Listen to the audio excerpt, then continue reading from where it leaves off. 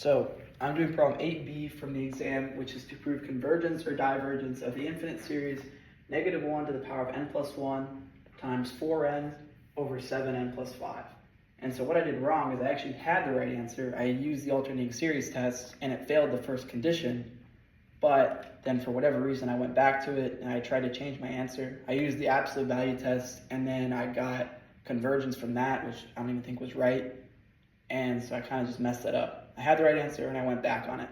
But how you would solve this problem is that you would recognize, because this -1 is here, that this is an alternating series. And what an alternating series is any series, and it's multiplied by -1 to the power of n plus 1, n plus 2, whatever. And what happens because of that is that the series will alternate in sign. So each individual term will go from positive to negative, into infinity. And so for example, like n equals 1, right? -1 squared is positive. And so so it'll just be positive 1 times the rest of the series of 4n over 7n plus 5.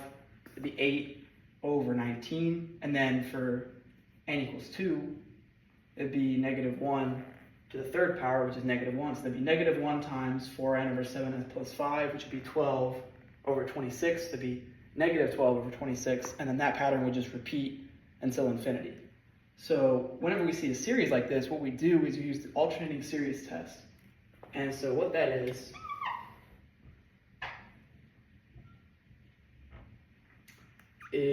we have the first condition is the limit as n goes to infinity of a of n is equal to 0.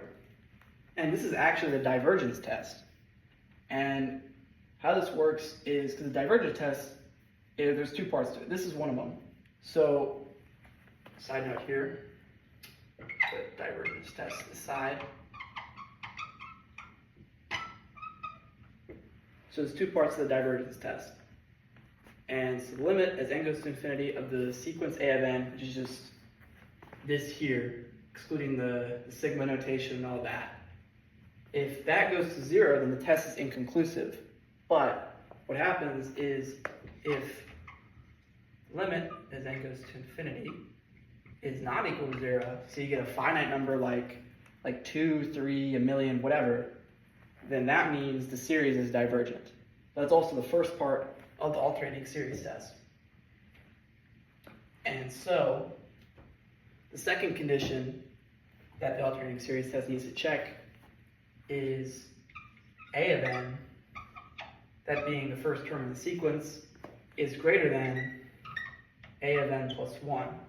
So that means that the series is decreasing. So the terms decrease in size each time.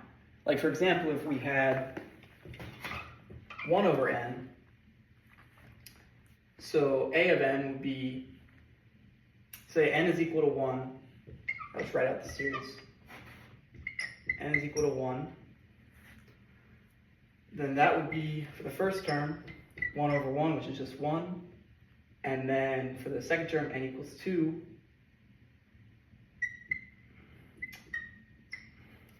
One over 2.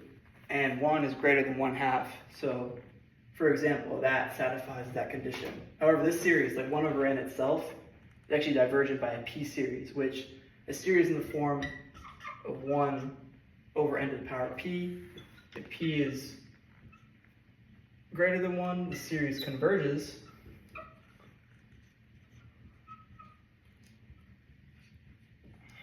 If p is less than or equal to 1, the series diverges. Little side note there. So, going back to our original problem, we used the alternating series test to evaluate this infinite series. And so, like I said, when we have this, we kind of just ignore the -1. We don't ignore it, but we don't test it. And so, take the limit as n goes to infinity of a of n. And a of n is just the rest of the function. So, 4n over 7n plus 5. And so here, because you can kind of tell like this is going to converge, But what we would do mathematically, multiply both sides by 1 over n, so that we would get 4 over 7 plus 5 to the 5 over n, and limit as n goes to infinity. And 5 over n, with n being, or n going to infinity, that's 5 over infinity. And that is equal to 0 because any small number like 1, 5, whatever, really any number over infinity is going to be 0 because that's just an infinitely large number over a smaller number. So this will go to 0. That means we're going to get 4 over 7.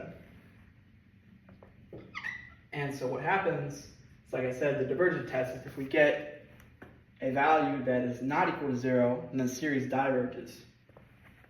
So we don't even need to check the second condition of the alternating series test because the first condition fails. So because this series fails the alternating series test, then we say series diverges by the AST. You can use shorthand just to like save space.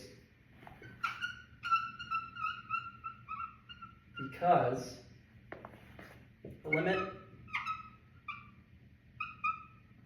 as n goes to infinity of a of n is not equal to 0. If we have more space, then like I'd write it out fully, like I'd have all the work, and then I'd have like an explanation. The series diverges by the AST because limit n goes to infinity of a of n is equal to 4 of 7, which is not equal to 0. But just to save space, that works as well. But yeah, the series diverges by the AST.